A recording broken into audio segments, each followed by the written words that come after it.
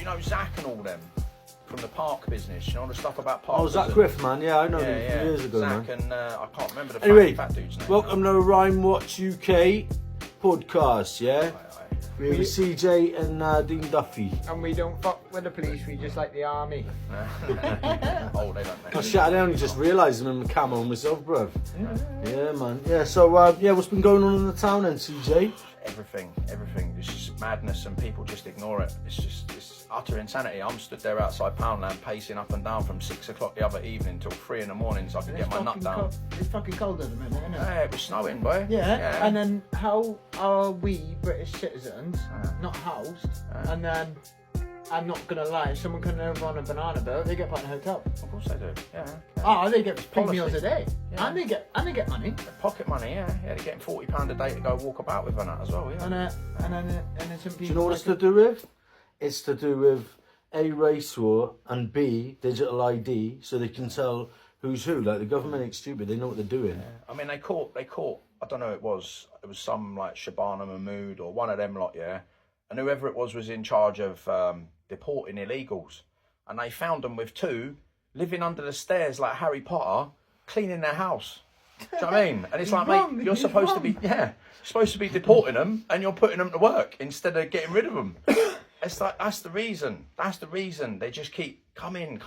You know, you get British people want fair wages for what they're doing. Like, they could be a nurse, they could be a doctor, they could be a fireman, they could be anything. And they're like, listen, you're paying us, you know, under the market rate for the work we're doing. And they go on strike, and what happens? The government go, nah, we don't need people on strike. We need people that are scared to go back to their war zone. Let's invite a load over. We'll sack them cunts. We'll do what P&O done. We'll sack them all, and then we'll ask them tidy if they want their job back for half the money. Yeah. Well, yeah. I can't even knock your. It's all on the news, bruv. Unless they're just pure lying about it all, mate. I've pulled it all out from. I was watching about that when I was banged up, mate. That was before May, so you know, I got my references down by pat. At the end of the day, yeah, the country's a mess.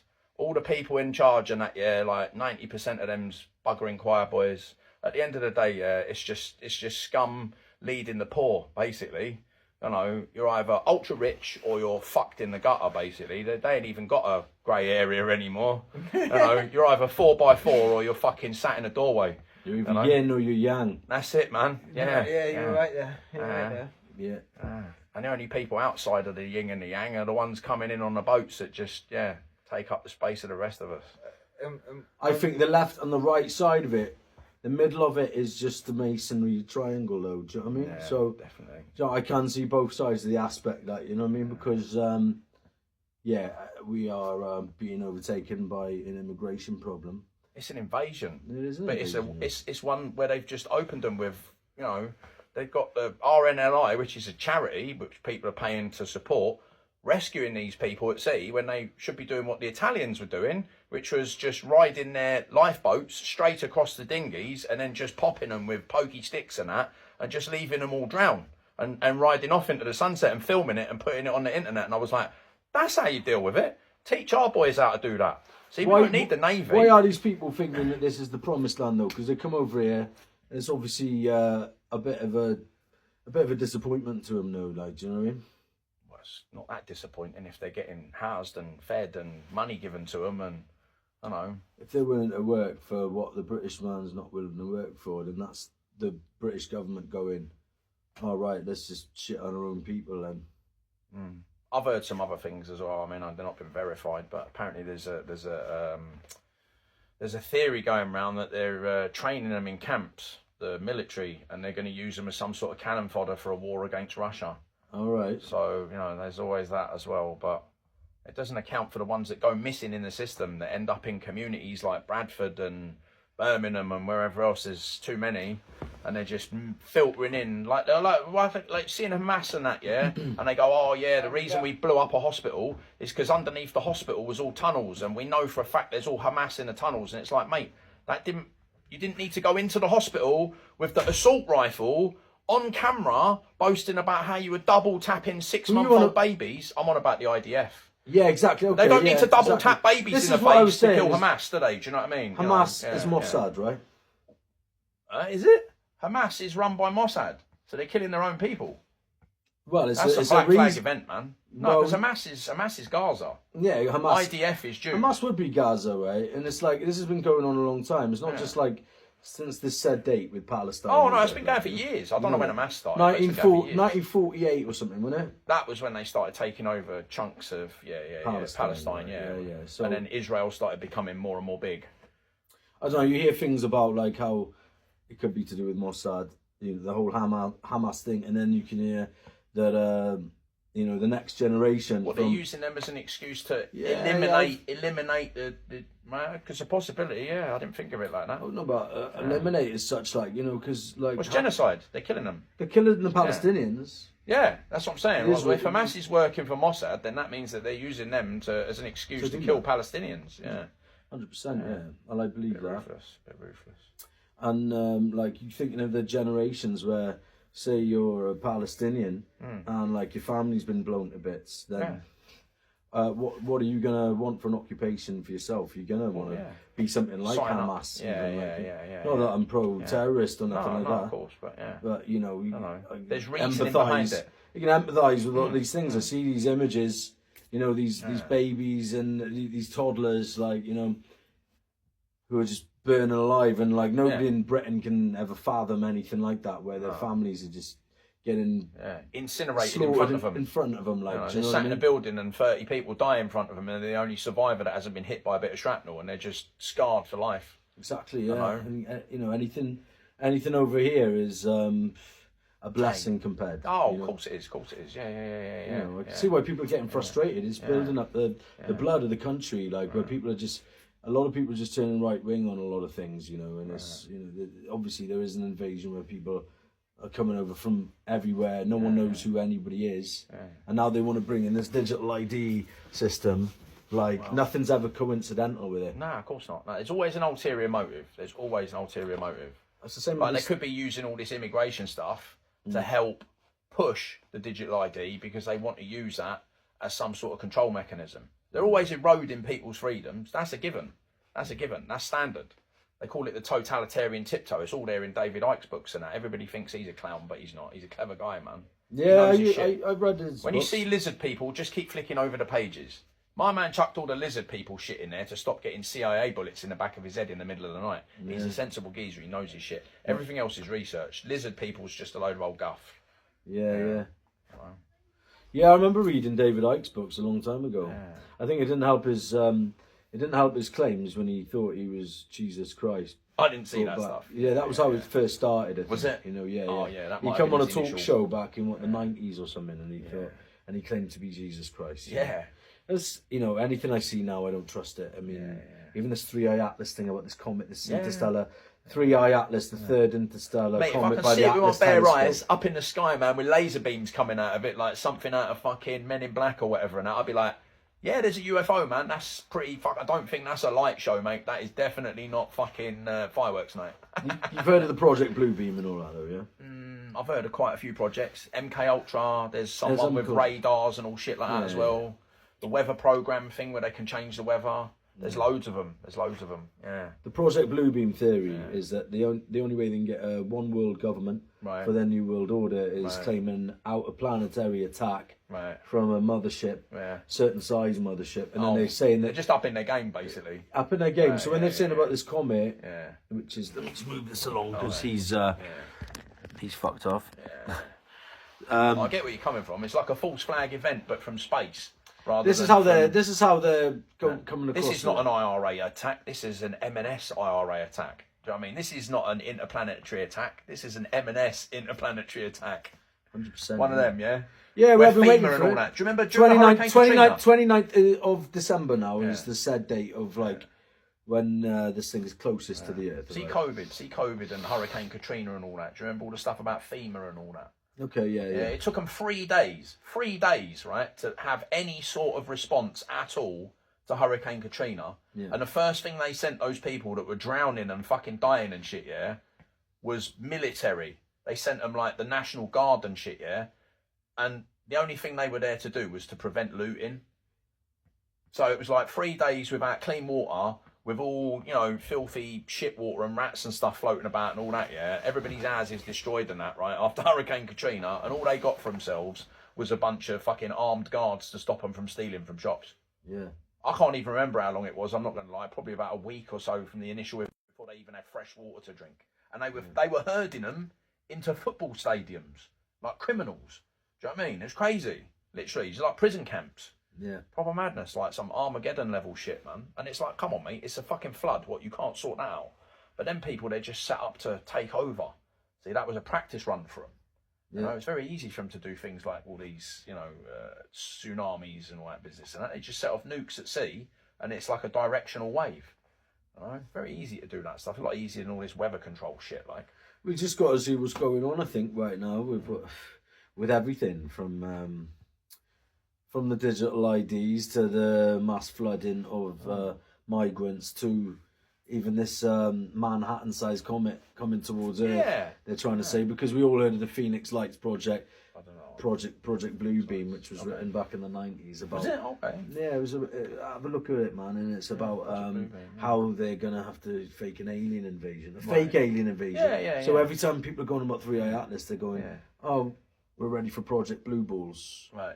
Do you know what I mean? Because they think it's a load of BS. Yeah.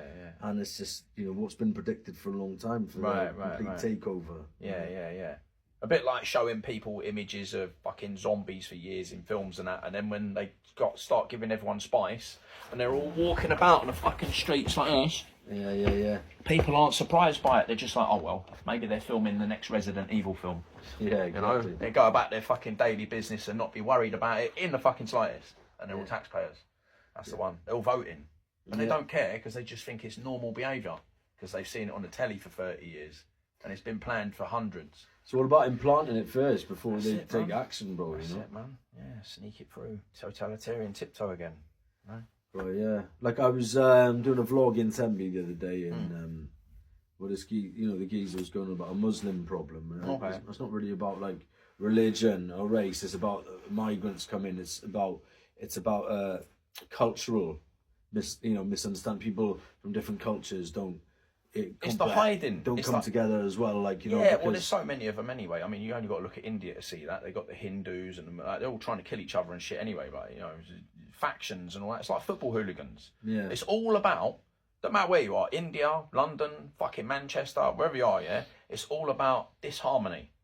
Yeah, it's all about upsetting the apple cart, right? If they've got people running around going, I support Arsenal, he supports Chelsea, I've got to smash his head in, those two people aren't getting together down the pub and going, do you know what? How's your council tax doing these days, man? You've seen all them fucking potholes in the road and that. While people aren't concentrating on what the actual issues are, yeah, the government are just running about in the background, yeah, dressed like fucking the Hamburglar in some black and white striped shit, yeah, with arrows on, with a big bag of swag and that, yeah, going, fucking dickheads. Because that's how it is, mate. Do you know what I mean? It's just robbing you blind and bending you over with a big... Puppeteers and puppets. That's it, man. Massive 3-foot whale cock covered in sandpaper, just ripping you in half, boy. That's all it is. That's all it is. They're just mugging everyone off left, right and centre.